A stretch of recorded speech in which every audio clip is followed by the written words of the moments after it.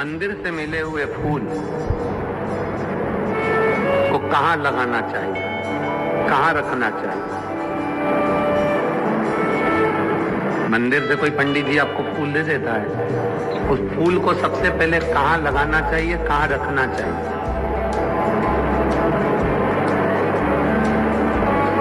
मंदिर गए, पंडित जी खुश हो गए, ब्राह्मण देवता प्रसन्न हो गए, उन्होंने मंदिर में से तुम्हें फूल उठाकर दे दिया। इस फूल को कहाँ लगाना चाहिए, कहाँ रखना चाहिए?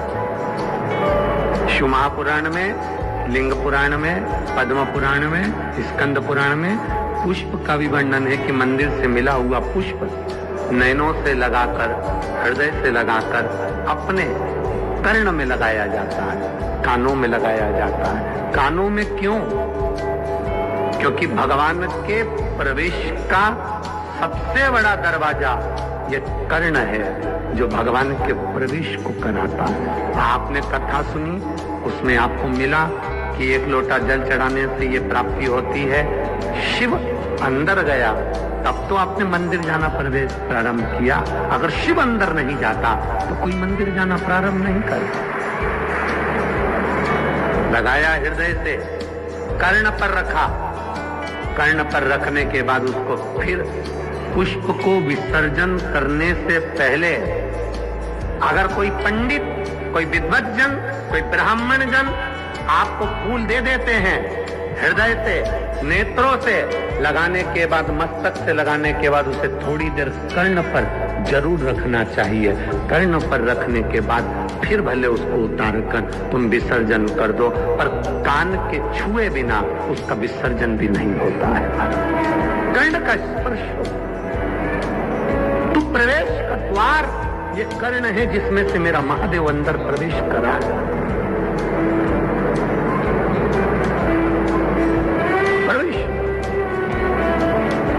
श्रीमद् भागवत में गोकर्ण की कथा आती है, सुनिए कि नहीं सुनी?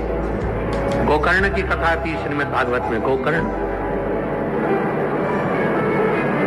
और जाने दो, शिव महापुराण में भगवान शंकर के बहुला गाय के पेट में प्रवेश करने की कथा आती है, कान के द्वारा।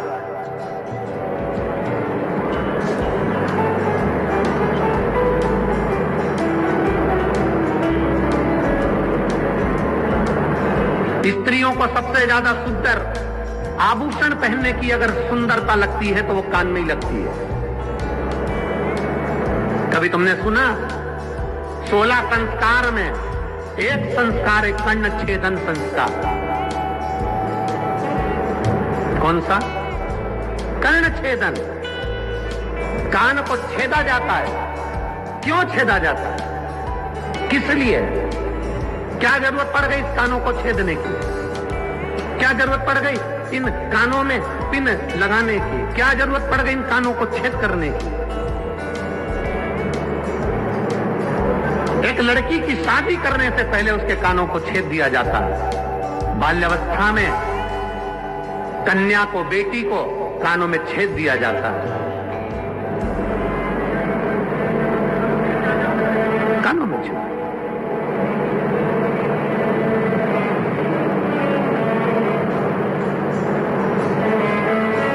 एक कानों में छिद्र, दूसरा जम के बोलो जरा, नाक पर छिद्र। दोनों बड़ी मर्यादा के हैं। कर्ण छिद्र, बेटी को विवाह करने से पहले जब बेटी कुंवारी रहती है, कन्या रहती है, छोटी रहती है, उसके कानों को छेद दिया जाता है। पुरुष उसके भी कानों को छेदा जाता है। कर्ण छेदन का महत्व क्या कहता है? अच्छा मिले उसको अंदर उतार लो। कोई अगर तुम्हारी बुराई कर दे, अपशब्द कह दे, तो कानों में जो छेद है, ये 2 छेदों का महत्व बड़ा प्रबल है। एक छेद अच्छाई को लेने के लिए है, दूसरा छेद जिसमें कुंडल डाले हैं, ये छेद जब कोई बुरा बोले तो उस छेद में से बाहर निकालने के लिए है, ये अंदर प्रवेश के लिए नहीं। कानों के 2 छेद, एक जो तुमने कान छेदन करा है, कुंडल पहने हो, उससे अपनी बुराई को अपने को कोई अपशब्द कह दे, ताना दे दे, गाली दे दे, आड़ा टेढ़ा कह दे, अपशब्द कह दे, तुम्हारी निंदा कर दे, बुराई कर दे, अपशब्द कहे। हमने पहले भी कथा में वीरगंज की कथा नेपाल से कहा था, भगवान से प्रार्थना करते समय एक प्रार्थना ये भी करना कि मुझे अपनी बुराई सुनने की सहनशीलता देना। इतना जरूर करना भोलेनाथ कि लोग मेरी बुराई करे तो मैं सुन सकूं, किसी को अपशब्द ना बोलूं, वो आड़ा टेढ़ा बोले मैं सुन लूं, वो मुझे गाली दे मैं सुन लूं, क्योंकि दुनिया के लोगों को सुनने की आदत खत्म हो गई। एक बहू आती है तो वो कह देती है हम किसी की नहीं सुनेंगे। सास है तो वो भी कह देती है तू कल की आई मैं तेरी सुनूंगी। बाप बेटे से कह देता है मैं तेरा बाप हूं, मैं किसी की नहीं सुनूंगा। बेटा कह देता है मैं भी किसी की नहीं सुनूंगा। पड़ोसी कह देते हैं लड़ाई में हम किसी की नहीं सुनेंगे। रिश्तेदार कह देते हैं हमसे मुंह मत मिलाना, हम किसी की नहीं सुनेंगे। तो सुनेगा कौन? सीवर वाला महाराज? तुम नहीं सुनोगे, सुनेगा कौन? सास के मैं नहीं सुनो, बहू के मैं नहीं सुनो, बच्चे के मैं नहीं सुनो, बाप के मैं नहीं सुनो, परिवार वाले के मैं नहीं सुनो, तो सुनेगा कौन? और यहाँ शिव महापुराण की कथा कर रही है सुनने की आदत डालो। अब क्या करोगे? अब करोगे क्या? तुम ये विचार करो, होगा क्या? ये तो उसी में का हाल हो गया जैसे एक पति पत्नी का आपस में झगड़ा हो गया, और झगड़ा भी इस बात पे हुआ कि घर में इतने मेहमान आते रहते हैं, तू मेरा बजट बिगाड़ देती है, पूरा खर्चा लगा देती है, पूरा पैसा बर्बाद करने में लगी है। पत्नी चिल्ला के दौड़ी सिर पे पल्लू लेकर, मेरे मेहमान थोड़ी ना आ रहे, सब तुम्हारे आते हैं, इतना तक के जाते हैं, कभी तुम्हारे पिताजी के, कभी तुम्हारी माँ के, कभी तुम्हारे भाई के, इतने मेहमान आ रहे। जब देखो जब मुझसे झगड़ा करते रहते हो। पति बोला मेरा बजट बिगड़ रहा है, 20-25 हजार रुपए तो इन मेहमानों के चक्कर में खत्म हो जाते हैं। अब दोनों लड़ रहे थे, इतनी देर में एक मेहमान सूटकेस लेकर फिर आ गया।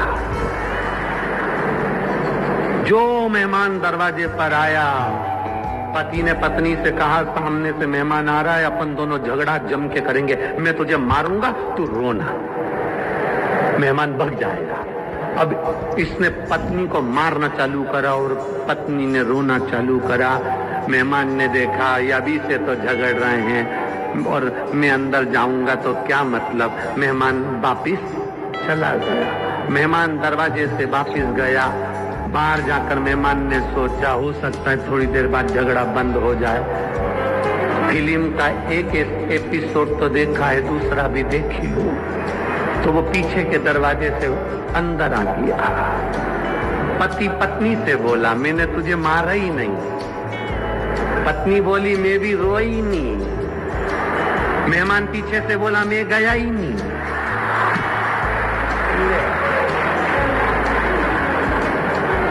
तो घूम फिर के मैं नहीं आ गया,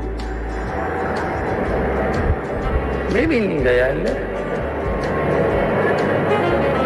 भगवान से कहो कि हम अपनी कोई बुराई करे, निंदा करे, अपशब्द कहे, ताने दे, हम सुन ले।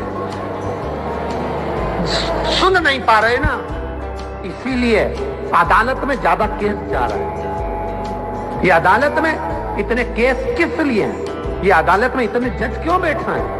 अदालत में इतने वकील क्यों बैठना है? क्योंकि हम सुन नहीं पा रहे। सास बहू की नहीं सुन रही, बेटा बाप की नहीं सुन रहा, भाई भाई की नहीं सुन रहा, पड़ोसी पड़ोसी की नहीं सुन रहा, रिश्तेदार रिश्तेदार की नहीं सुन रहा है, मोहल्ले वाले की नहीं सुन रहा है, कोई सुन नहीं रहा।